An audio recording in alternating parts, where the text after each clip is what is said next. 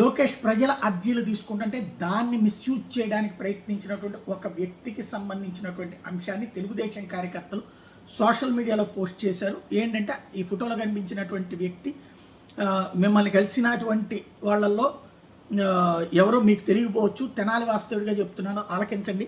ఫోటోలు మీతో మాట్లాడుతున్నటువంటి నాని అని పిలువబడే హర్షవర్ధన్ తెనాలి మాజీ ఎమ్మెల్యే శివకుమార్ మేనలుడు. ఎన్నికల రోజు శివకుమార్ కొట్టిన గుట్టుముక్కల సుధాకర్ని కొట్టిన వాళ్ళల్లో నాని ముద్దాయి.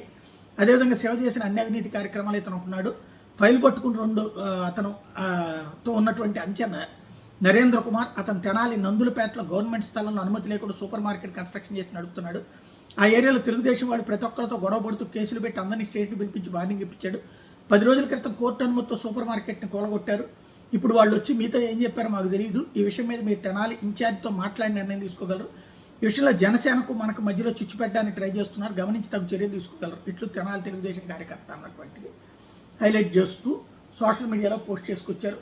లోకేష్ గారు దీని మీద ఎలా స్పందిస్తారో చూడాలి.